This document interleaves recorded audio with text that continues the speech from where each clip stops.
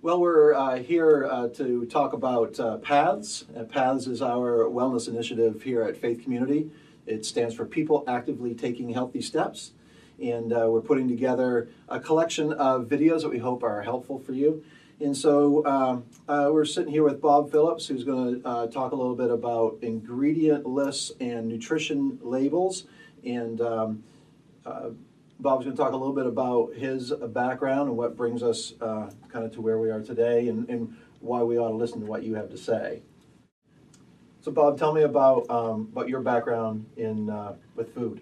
Yeah, I spent my whole life in the food industry. I'm a food chemist by education, and my first job out of college couldn't have been a better job, because it started off with a management training program. And what's interesting, in the food science field, you could go into manufacturing, R&D, quality control, sales, and I really didn't know what I wanted to do. Mm-hmm. And being in a training program, I was exposed to everything. And I found out that I liked manufacturing and that I liked products. Mm.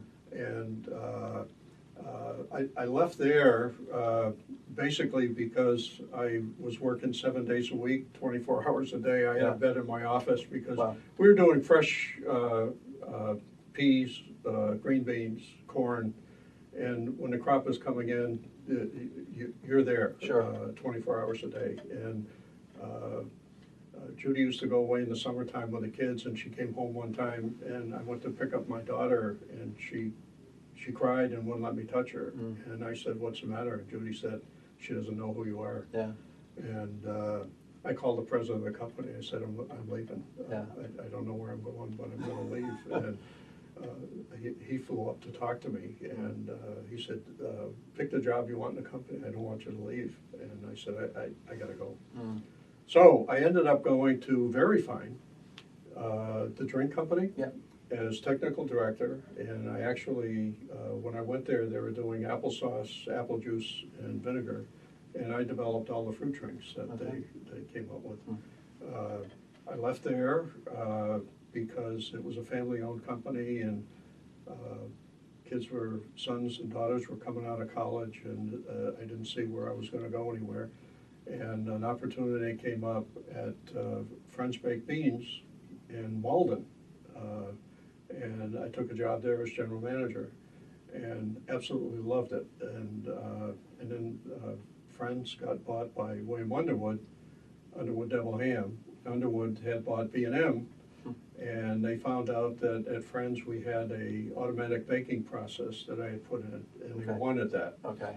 So they bought it, and I didn't like working for Underwood. It was a company where I told people I feel as though I'm on offense 25% of the time and on defense 75%. And I said, I have more that I can do than that. Mm. And I left there and went with a seafood company, Fishery Products, as I was vice president of operations. And while there, we were growing so fast because we were introducing new products that were taking off like crazy. And I actually got an award from Governor King. I don't know if you remember him or not. I do. That this one year that we created more new jobs than any company in the state of Massachusetts. Mm. And I have a picture of my office of me getting that award. But anyway, while there, I developed whole new lines of products that were, back in those days, everybody was eating fried food. And I came up with the term fried food fatigue, and that I started making all baked broil products. And I developed a product that in the second year with Schwann's alone was doing $25 million of business. And interesting that I left there, I was recruited heavily to leave there to come to Maine to work in the blueberry industry. And the year after I came here, my product that I had developed was on the cover of Food Engineering magazine. It was the product of the year. Wow. And interesting that the story didn't even mention my name. Sure, yeah. It was all these other guys I never even heard of. You were history. I was history. I was gone. And so worked in the blueberry industry, and patented some products in the blueberry industry that were quite good. As a matter of fact, when I first came into blueberries, everybody was just freezing and a little bit of canning.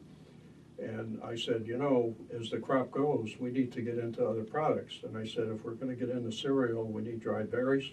If we're gonna get into drinks, we need concentrate.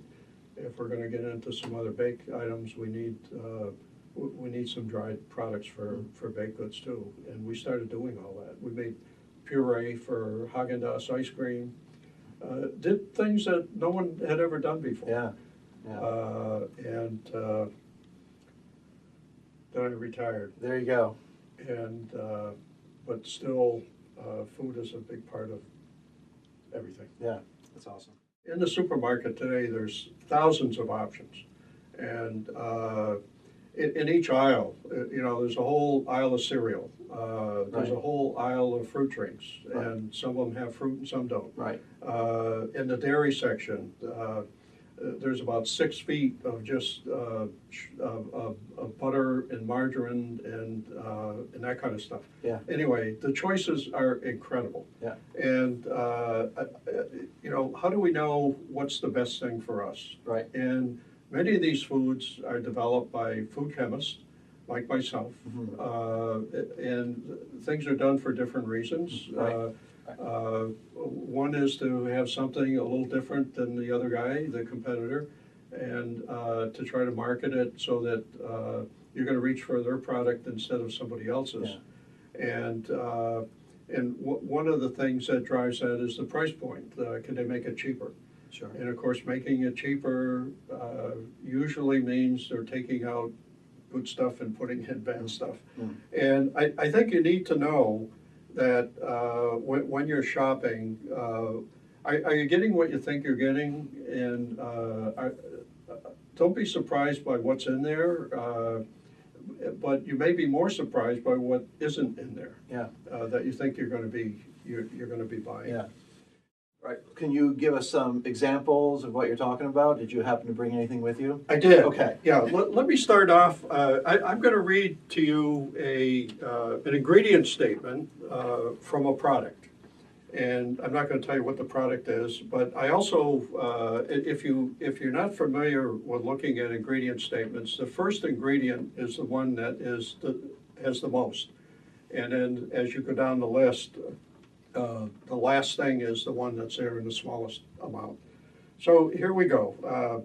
Vegetable oil blend, whey, water, soy, lecithin, salt, natural and artificial flavors, mono and diglycerides, potassium sorbate, citric acid, vitamin A palmitate, and beta carotene.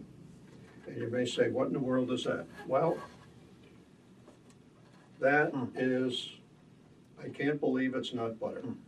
Well, it's not butter. It's not butter. Right. And it's easy to see why it's not butter. There's nothing in it that sounds like butter. There's probably an 8-foot section in the supermarket with 4 layers that have what I call artificial butter. Sure. Okay? Yeah. Now, why do we buy artificial butter? And let me show you the real thing, okay, which you're all familiar with. And let me tell you what the ingredient statement is on this product, and it is cream, okay? And if you like salted butter, then it would be cream and salt, okay? And for some reason, butter has a bad name, and I don't know where it came from. If you know that you're supposed to eat a balanced diet, a major part of that is dairy products. Dairy products have good fat, they have micronutrients, and they're all natural.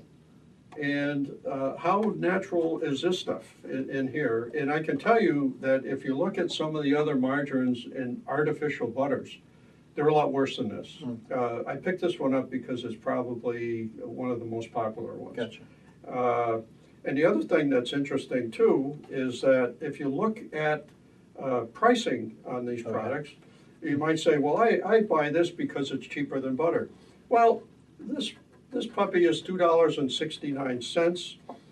This one, now this is the store brand, it's $2.29. It's cheaper. Wow. And I might add that the national branded butters are 40 cents higher. Okay. So they're $2.69.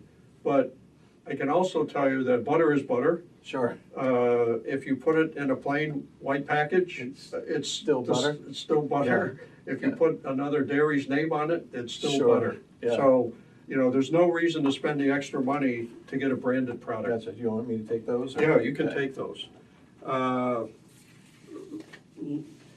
You know, here we are talking about butter. Oh, I want to mention, this is the butter that I use. Okay. It's Land O'Lakes, it's butter with olive oil. It's got actually a little bit less fat than in natural butter, a very small amount of olive oil. And the ingredient statement for this is cream, olive oil, and salt. Gotcha. Okay? And this, I like this, it's easy to use, and we probably get 3 weeks out of a tub like this. Now, is olive oil one of those sources of a healthy fat? Yes. That we've talked about some? Okay. Yes. That's what I thought. Yeah. Okay, let me give you another thought. Let's assume that we're all eating artificial butter. Would you drink artificial milk? Me personally? Yes. No. No. No. Well, I think most people would say that, and yet you have no idea how many people are putting non-dairy creamer in their coffee. Mm-hmm. And that's not good. That non-dairy Okay, creamer. okay, tell us why. Well, I don't, I just can tell you briefly that it has a list of ingredients. They're all chemicals. It says non-dairy. There's no Right. dairy in it. Right. There's nothing in it except a lot of chemicals. It actually has more fat in it than half and half does. And again, I don't know why people are afraid to put cream in their coffee. Well, as a coffee purist, I would say don't ruin your coffee with cream. Yep. Just drink it black. But that's a matter of personal taste. Yeah. Okay. And again, dairy products are not bad. Mm. As a matter of fact, talking to some nutritionists recently, they said that one of the most serious deficiencies in young people today is calcium and vitamin D, because the young people are not drinking enough milk. And they talked about incidences where kids running around a track, their legs are so brittle that they'd have a broken leg. It's unbelievable. Yeah. So anyway, I am pitching for dairy. Okay. Do you think dairy's gotten a bad rap? Because what we really need to be talking about is portion control. I mean, if I make a steady diet of butter and real whipped cream and, cream in my coffee, I probably need to draw the line somewhere. Not necessarily. Okay. Oh, good. Excellent. Not All right. That's what I necessarily. was hoping you'd say. No. I think if you're going to draw the line on anything, it would be the butter. Gotcha. You don't want to eat a stick of butter a Yeah. day, but I've never heard of overdosing on milk. Yeah, right. And of course, milk now is available in all different levels of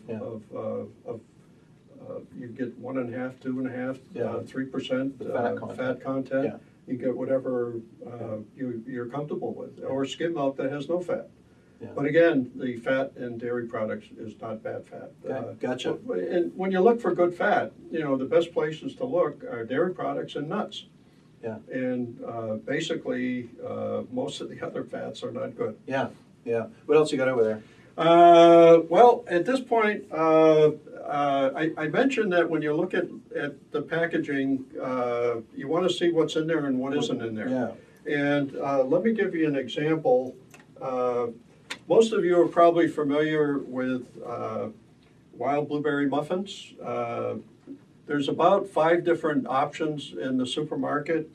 Krusteaz is one, Betty Crocker, Duncan Hines. There's usually a store brand. And they all contain a small can of Maine wild blueberries. And those blueberries all come from Cherryfield, Maine. There's probably between 25 and 30 million cans a year that are put into muffin mixes like this. And this is great because you want blueberry muffins, you buy this package, you open up the can, you put them in. Now, this is the #1 selling muffin mix for blueberry pancakes. Really? Okay. Yes, #1. Okay, Has no blueberries in all it, right. okay? Wow. It says blueberry, it has pictures of muffins with blueberries, Sure. and they are imitation blueberries. There are no blueberries in here. What are imitation blueberries? Well, funny you should ask. They are a conglomeration of a bunch of chemicals. Really? With artificial coloring, artificial flavoring, a lot of sugar, a lot of fat and oil, and some citric acid. So how can they say blueberry on there when there's no blueberries in there? Well, you know what? I actually I caused quite a stir a few years ago in Bar Harbor. There was a convention of blueberry processors from all over the United States, Okay. and including the Northwest, Michigan, New Jersey, the high bush and the low bush. And I cooked up a batch of these muffins and I passed them out to people. And I said, "Tell me what you think." And they said, "These are some of the best muffins I ever had." And I said, "What do you think of the blueberries?" They said, "Oh, they're good." I said, "Well, guess what? Now, these are people that own blueberry Yeah. companies that have been in the business their whole life. Yeah. The product is good. Mhm. That's why it's a big seller, Sure. and it's cheap. Yeah. So we said, well, we need to go to Washington, and we need to go to FDA and stop this, you know. And we did. We got a team of about 30 people from all over the country. We went and we broke it into teams, and we visited the Michigan legislators and the New Jersey and so on, and went to FDA, and we got nowhere. Because it says imitation blueberries. Oh, oh yeah, you can All right. read that pretty clearly. No, you No, you can't. can't. You can't. Anyway, this is just an example of what you're gonna run into. If you go into the frozen food case and you look at blueberry waffles, blueberry pancakes, frozen blueberry muffins, you're gonna run into the same thing. 90% of them have no blueberries in them. You're pretty passionate about your blueberries, aren't you? I am. Yeah. Hey, so you mentioned pancakes. So what would you put on your pancakes? Well, Want to talk about that? yes. Okay. Yes. Actually, the thing that we like to put on pancakes is maple syrup. And fortunately, because we're in Maine and we're near the source of, there's maple syrup coming from Maine and Vermont and Quebec and so on, there's a lot of this available in the supermarket. Mm-hmm. However, there's also a lot of this stuff. Aunt Jemima, Log Cabin, Vermont Made, and what have you. And again, in the supermarket, there was a 6-foot section with 4 shelves of pancake syrup and maple syrup, okay? And several years ago, in order to call something maple syrup, it had to have a minimum of 45% real maple sugar in it. Okay. And over the years, that has gone down to where we are now, is that all of these products, other than the 100%, have no maple syrup in them. No, Okay. it's all artificial. And typical ingredient statement: corn syrup, liquid sugar, water, salt, natural and artificial flavors, lactic acid, cellulose gum, sorbic acid, sodium benzoate, sodium hexametaphosphate, caramel color, and phosphoric acid. Everything your body needs. Yeah, compared to a bottle of maple syrup, which doesn't even have an ingredient label because it says on the front It that has it's a- maple syrup. Yes, Yeah. exactly. Yeah. So, Okay. there we go. Again, muffin mixes blueberry muffin mixes that have no blueberries. Yeah. Pancake syrup that we think has got maple syrup in it, and it has none.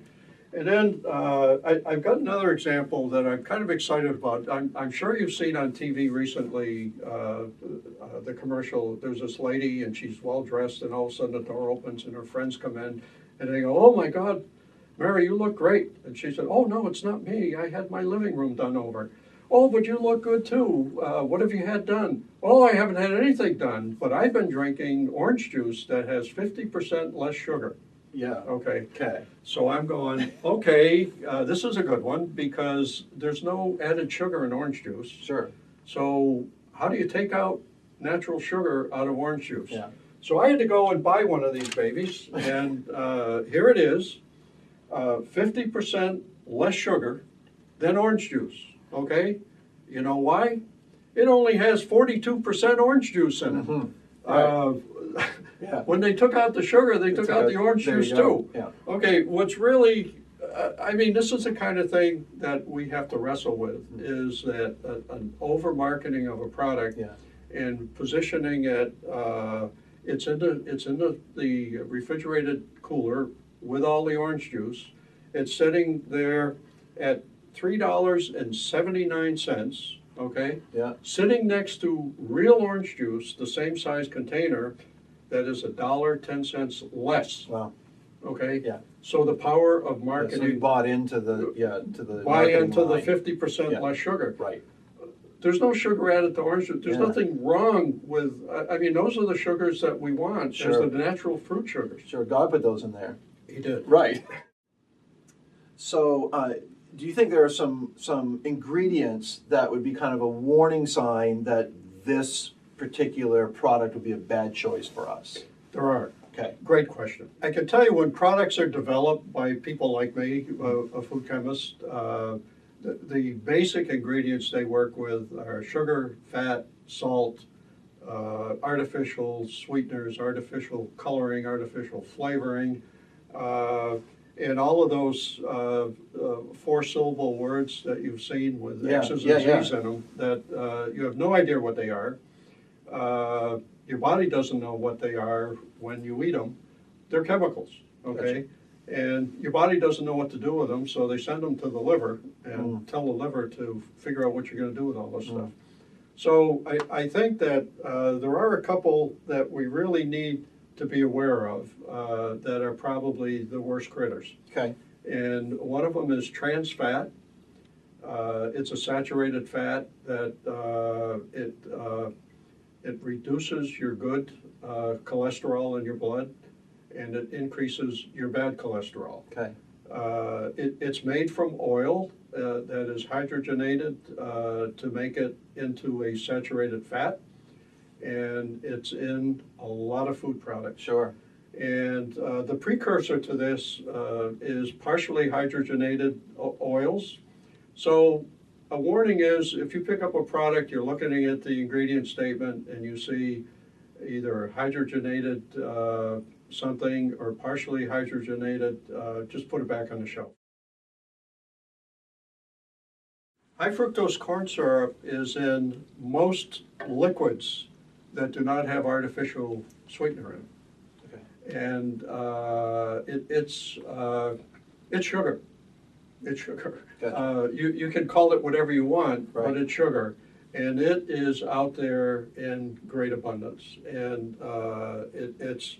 it's something that we need to be on the lookout for. You mentioned earlier about the list of ingredients in a product, Yeah, and how many times that high fructose corn syrup is number one. is right up at the top. Yeah, Yeah. it's either number one or number two, and if it's number two, water is number one. Right. Yeah, Right. and I know you're gonna ask me, I do have some Okay. examples. Yeah. And of course, one of them you've already seen is the log cabin syrup that is liquid sugar, high fructose corn syrup. It's the same thing, it's Okay. sugar. Okay. And it's number one here. You're not gonna wanna see this because your kids probably love this in their milk. I don't know if my kids do, but And we I know, like right? it on our Right, ice cream. that's right. Yeah. Okay, high fructose corn syrup, number one, loaded with And it. if it doesn't say high fructose corn syrup, it might say liquid sugar. It might say liquid sugar, it's all But the it's same all thing, same. it's all sugar. As a matter of fact, the top three ingredients in this product are all sugar. High fructose corn syrup, sugar. Wow. Okay, before, Wow. and then water. Wow. And it takes a while to get to the cocoa. Yeah, right. Okay, you're probably not going to stop eating this, but Right. you should know what you got Yeah, here. yeah. The potential for a lot of calories. Right. How about these guys? the same with this. Number one is water. Number two, high fructose corn syrup. These products are loaded with sugar. Yeah. Absolutely loaded. And So what if I'm going to try to avoid that and drink a Diet Coke? What am I substituting here? you're substituting chemicals for sugar. There you go. And you know, we're back to the basic thing here, and that is to eat as close to natural foods as you can. And ideally, like with the butter, you've got one ingredient, cream. Yeah. And the second ingredient is either going to be olive oil or salt. These are things you know. Yeah. You know, it's not a four-syllable word that Right. you've never heard of before that is purely a chemical. It's something that's meant to be taken into your body. Right. So Right. that is not true of artificial sweeteners. You know, just the word artificial. Right. You know, Right. artificial butter, artificial cream. Right. I mean, these things are chemicals. They're not foodstuffs. Right. And we shouldn't be. So that should be a indulging- warning sign, and then just put it back on the shelf. Yes. And then I guess, we've talked about this some. There are times when you eat, we are drawn towards a processed food, a food that has a label on it. Yeah. And then this is where it's important just for us to have educated ourselves, so we know what we're taking in our bodies, so we can at least keep some things in balance. Yes. Yeah. Okay. Absolutely. We've said in our teaching when we were launching Paths, we were talking about our core values and core principles of Paths, and one of them is eat healthy foods. Yes. And sometimes what we need to do is eat healthier foods, and at Yes. least we're kind of making some progress. Yeah, it doesn't necessarily mean organic. It Right. means healthy, and healthy, typically fresh fruits and vegetables. And the other thing that nutrition experts will tell you is eat a variety of foods. Yeah. You need a lot of variety because, Oh. for example, I'm a nut on blueberries, but I'm really a bigger nut on berries, period. Yeah. I eat berries every day. Yeah. And I eat more than one. I eat, like right now, I'm eating blackberries and strawberries. Gotcha. Because strawberries are in, and I only buy the Florida strawberries or the Maine. I don't buy the California strawberries. Gotcha. Those are the big, beautiful ones. You cut them open, they're hollow, and Yeah, they have yeah. no flavor. Right. Yeah, and I mix berries together, but blueberries have good antioxidant, but other berries, and this is, I'd like to do a session on this at I'm some sure we'll point talk about this about some berry point. Yeah. health, because Yeah. I actually was involved in creating a berry health symposium in Oregon Okay. that is now held every 2 years, where people come from all over the world and tell the health benefits of their berries Awesome. that are native to their country. Wow. And the whole berry story is phenomenal, and Right. people should be eating berries every day. Well, there you go. So be watching for a video on the benefits of berries. It's Yeah. coming your way. Are we all set? We cover everything you wanted to cover? We're good. Okay, We're good. good. We've really just, we haven't gone through the whole supermarket. Right, yeah. We've done just a couple of sections, Yeah. but I think that people will understand that there's a real challenge out there to find the right foods for you, the ones that have the ingredients that you want, Right. and That we need. and that we need, that our body needs, Right. and to make better choices. Well, I think this whole process for me really supports what we've been talking about. Paths is, I would say, first off, it's about educating ourselves, and so we can make the right choices for our bodies. So it's been an eye-opener for me, and I hope it has been for you watching this. We appreciate you checking it out. We have just scratched the surface, and we're going to continue to see where these topics take us, and we're going to bring you some more what we hope is helpful information as we move forward with Paths. So thanks a lot.